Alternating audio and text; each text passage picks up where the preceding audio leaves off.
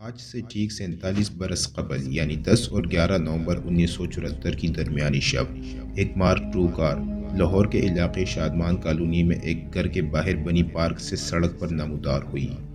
اس گاڑی میں 4 لوگ سوار ہیں جو شادمان کالونی سے ماڈل ٹاؤن میں واقع اپنے گھر کی جانب جا رہے ہیں۔ رات کے تقریباً 12:30 بجے کا وقت ہو چکا ہے اور ہر طرف خوں کا عالم اور اندھیرا ہے۔ نوجوان احمد رضا قصوری اس کار کو ڈرائیو کر رہے ہیں، جبکہ ان کی برابر کی نشست پر ان کے والد یعنی نواب محمد احمد خان قصوری بیٹھے ہیں۔ عقبی نشستوں پر احمد خان قصوری کی اہلیہ اور سالی موجود ہیں۔ یہ سب لوگ شادمان کالونی میں تحریک استقلال گجرات کے ضلعی صدر بشیر حسین شاہ کی شادی کی تقریب میں شرکت سے واپس لوٹ رہے ہیں۔ جیسے ہی گاڑی شادمان کالونی سے کچھ فاصلے پر واقع شاہ جمال کے راؤنڈ اباؤٹ پر پہنچتی ہے تو اس پر 3 اطراف سے مسلح حملہ آور گولیوں کی بوچھاڑ کر دیتے ہیں۔ کار میں سوار تمام افراد اس اچانک حملے اور گولیوں کی گنگرج سے سٹپٹا جاتے ہیں۔ کئی گولیاں گاڑی کو آ کر لگتی ہیں۔ احمد رضا قصوری گاڑی روکنے کے بجائے سر نیچے کر کے اسے چلاتا رہتا ہے تاکہ اس میں سوار تمام افراد کو اس جگہ سے دور لے جائے۔ حملہ آور چلتی گاڑی پر پیچھے سے گولیاں برساتے رہے لیکن گاڑی آگے بڑھ گئی۔ اسی اثنا میں ڈرائیور کے ساتھ فرنٹ سیٹ پر بیٹھے محمد احمد خان قصوری گاڑی چلانے والے اپنے نوجوان بیٹے کے کندھے پر آ گرتے ہیں۔ بیٹے کا ہاتھ اچانک باپ کے جسم پر پڑتا ہے اور خون سے لال ہو جاتا ہے۔ باپ کے خون سے آلود ہاتھ دیکھ کر بیٹا غم سے چلانا شروع کر دیتا ہے۔ محمد احمد خان کے سر میں گولیاں لگ چکی تھی اور وہ اپنے ہی خون میں لت پت ہو چکے تھے۔ عقبی نشست پر بیٹی پریشان حال ماں بیٹے کو تنبیہ کرتی ہے کہ وہ اپنے حواس پر قابو رکھے اور گاڑی فوراً گلبرگ میں واقع یونائیٹڈ کرسچن ہسپتال لے چلیں۔ ڈرائیور کار دوڑاتا ہوا مسلسل گاڑی کی شیشے سے پیچھے دیکھتا رہا کہ حملہ آور ان کا تعاقب تو نہیں کر رہے ہیں۔ ایف سی کالج کا پل عبور کر کے گاڑی گلبرگ میں واقع اس ہسپتال پہنچ جاتی ہے جس کے متعلق ماں نے تاکید کی تھی۔ ہسپتال پہنچ کر نوجوان احمد رضا قصوری سب سے پہلا فون اپنے بڑے بھائی کو اس واقعے کی اطلاع دینے کے لیے کرتے ہیں، دوسرا فون اسپتال کے سرجن ڈاکٹر کو اور تیسرا فون اس وقت کے S S P Lahore Asghar Khan کو۔ تھوڑی دیر بعد ڈاکٹر آ جاتے ہیں اور آپریشن شروع ہو جاتا ہے اور اسی دوران 300-400 پولیس اہلکار ٹرکوں میں سوار نفری بھی اسپتال پہنچ جاتی ہے۔ S S P Lahore, D I G Lahore Sardar Muhammad عبدالوکیل اور ڈپٹی کمشنر لاہور بھی اطلاع ملنے پر فوری اسپتال پہنچ جاتے ہیں۔ ایک طرف آپریشن چل رہا ہے اور دوسری طرف پولیس اہلکار احمد رضا خان کے پاس جاتے ہیں تاکہ ابتدائی معلومات لے کر قانونی کارروائی شروع کی جا سکے۔ اس وقت کے ایس ایچ او تانا نے ایف آئی آر کے لیے درخواست لکھنا شروع کی۔ ابتدائی معلومات کے اندراج کے بعد جب بات آپ کو کسی پر شک ہے کہ ہوئی تو احمد رضا قصوری نے اس وقت کے وزیر اعظم ذوالفقار علی بھٹو کا نام لیا۔ انہوں نے ایس ایچ او سے کہا کہ دراصل یہ ذوالفقار علی بھٹو نے کروایا ہے جو انہیں مروانا چاہتے ہیں، تاہم والد صاحب کی حادثاتی طور پر فائرنگ کے زد میں آ کر زخمی ہو گئے۔ وزیر اعظم ذوالفقار علی بھٹو کا نام سن کر ایس ایچ او کے ہاتھ سے پینسل نیچے گر گئی اور وہ چونک کر کہنے لگا، ایف آئی آر وزیر اعظم پر درج کروانی ہے آپ نے؟ جواب ملا، جی ہاں۔ احمد رضا قصوری بولے، کیونکہ بھٹو مجھ پر پہلے بھی حملے کروا چکے ہیں، جب ذمہ دار وہی ہے تو پھر پرچہ بھی انہی کے خلاف کٹے گا۔ احمد رضا قصوری نے اس رات پیش آنے والے واقعات کو یاد کرتے ہوئے بتایا، کچھ لمحے بعد میں نے دوبارہ عبارت لکھوانا چاہی تو ایس ایچ او باہر چلا گیا۔ کچھ دیر بعد ایس ایس پی اور ڈی آئی جی دونوں آ گئے، کہنے لگے، آپ اپنے ارد گرد دیکھیں، جس نے نواب صاحب پر حملہ کیا ہو، آپ سیدھا وزیر اعظم کا نام لے رہے ہیں۔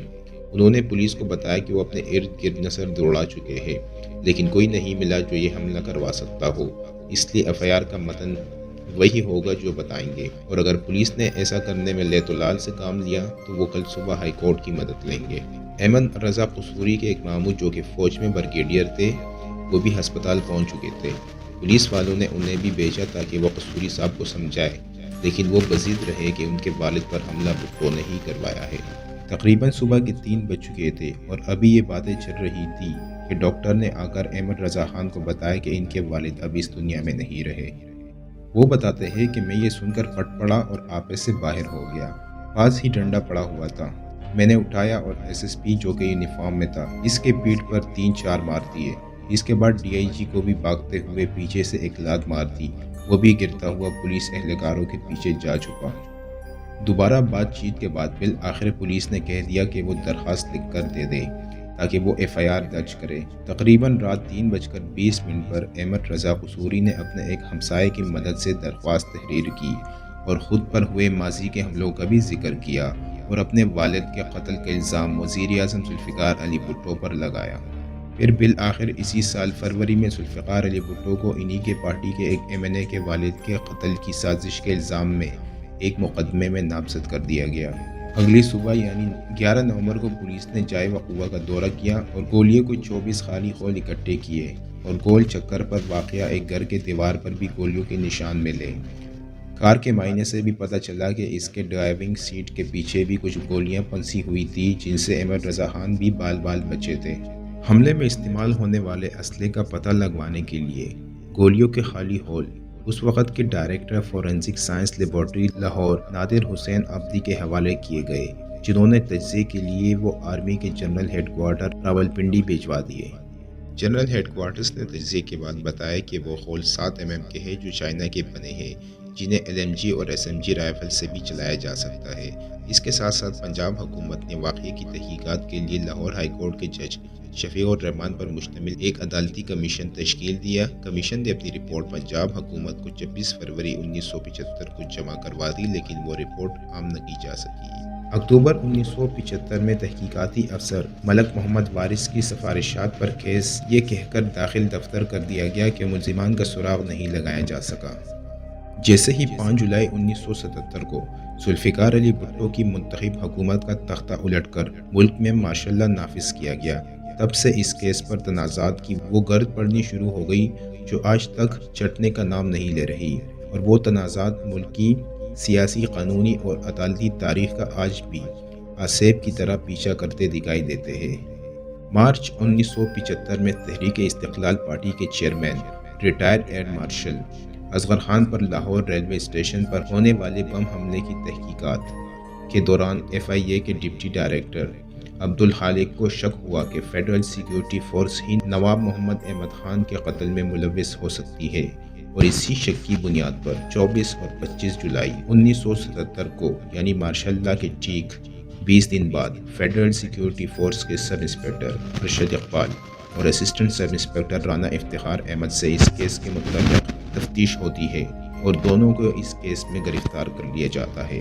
جولائی 1977 کو مجسٹریٹ ذوالفقار علی بھٹو کے سامنے یہ دونوں اہلکار اپنے جرم کا اعتراف کر لیتے ہیں، جس کے بعد ڈائریکٹر آپریشنز و انٹیلیجنس میاں محمد عباس اور انسپکٹر غلام مصطفیٰ کو بھی گرفتار کر لیا جاتا ہے اور سب مجسٹریٹ کے روبرو اپنے جرم کا اعتراف کر لیتے ہیں۔ انسپکٹر غلام حسین بھی ملزمان میں شامل تھے، لیکن بعد میں وہ وعدہ معاف گواہ بن گئے۔ مسعود محمود جنہیں مارشل لا کے نفاذ کے فوری بعد گرفتار کر لیا گیا تھا، وہ بھی قید کے 2 ماہ بعد بھٹو کے خلاف وعدہ معاف گواہ بن گئے، جس کے بعد ذوالفقار علی بھٹو کو بھی اس کیس میں 3 ستمبر کو گرفتار کر لیا گیا۔ بھٹو کی گرفتاری کے 10 روز بعد جسٹس KMA سمدانی نے بھٹو کو ضمانت پر رہا کر دیا، جس کے نتیجے میں مبینہ طور پر جسٹس سمدانی کو فوری طور پر عہدے سے ہٹا دیا گیا اور 3 دن بعد بھٹو کو دوبارہ اسی کیس میں مارشل لا کے تحت گرفتار کر لیا گیا۔ اسی دوران ہائی کورٹ میں نئے ججز تعینات ہوئے اور مولوی مشتاق حسین کو لاہور ہائی کورٹ کا چیف جسٹس بنا دیا گیا، جن کا تعلق جنرل ضیاء الحق کے آبائی شہر جالندھر سے تھا۔ مولوی مشتاق سن 1965 میں جب ذوالفقار علی بھٹو وزیر خارجہ تھے تو ان کے سیکرٹری خارجہ کے طور پر ذمہ داری نبھا رہے تھے۔ کیس کا حتمی چالان 18 ستمبر کو ہائی کورٹ میں داخل کروا دیا جاتا ہے، جس کے بعد کیس کا باقاعدہ ٹرائل شروع ہو جاتا ہے، جس میں استغاثہ نے 41 گواہان کو پیش کیا۔ یہ ملک کی عدالتی تاریخ کا غالباً واحد کیس ہے جس میں ہائی کورٹ ٹرائل کورٹ بن گئی۔ دوران ٹرائل میاں محمد عباس اپنے اعترافی بیان سے یہ کہتے ہوئے مکر گئے کہ ان کا پہلا بیان مجسٹریٹ کے سامنے دباؤ کے تحت لیا گیا تھا۔ انہوں نے بیان دیا کہ اسے ایسی کسی سازش کا علم نہیں اور نہ ہی انہوں نے وعدہ معاف گواہ غلام حسین یا فیڈرل سیکیورٹی فورس کے کسی بھی اہلکار کو اس مقصد کے لیے کوئی اسلحہ مہیا کرنے کی ہدایات دی تھی۔ غلام مصطفیٰ، ارشد اقبال اور رانا افتخار اپنے اعترافی جرم پہ قائم رہے کہ انہوں نے اس رات حملہ اپنے سینئرز غلام حسین اور میاں محمد عباس کے کہنے پر کیا تھا، جس سے احمد رضا خان کے والد کی موت ہوئی تھی۔ مارچ 1978 کو ٹرائل مکمل ہو جاتا ہے اور 18 مارچ کو کیس کا فیصلہ سنا دیا جاتا ہے، جس میں ہائی کورٹ کے 5 ججوں نے اپنے فیصلے میں قرار دیا کہ شواہد کی موجودگی میں یہ بات ثابت ہوتی ہے کہ ذوالفقار علی بھٹو نے director general federal security force Masood Mahmood کے ساتھ مل کر ایمن رضا قصوری کو قتل کرنے کی سازش تیار کی تھی اور فیڈرل سیکیورٹی فورس کے حملے کے نتیجے میں ہی ان کے والد محمد احمد خان قصوری مارے گئے تھے۔ ہائی کورٹ کے فیصلے کے بعد ملزمان نے سپریم کورٹ میں اسے چیلنج کیا، جہاں پر 9 ججز تھے۔ ایک جج جولائی 1978 میں ریٹائر ہو گئے، جبکہ ایک بیماری کی وجہ سے رخصت پر بھیج دیے گئے۔ باقی 7 ججز نے فروری 1979 کو اپیل پر فیصلہ سنا دیا۔ 7 میں سے 4 ججز نے لاہور ہائی کورٹ کا فیصلہ برقرار رکھا، جبکہ 3 نے ذوالفقار علی بھٹو کو الزامات سے بری کر دیا۔ سپریم کورٹ سے اپیل مسترد ہونے کے بعد ذوالفقار علی بھٹو کو 4 اپریل 1979 کو تختدار پر لٹکا دیا گیا۔ دوستو، اس کے ساتھ ہی آج کے اس ویڈیو کا اختتام ہوتا ہے۔ مزید اس طرح کی ویڈیو کے لیے ہمارا چینل info@miraj سبسکرائب کرنا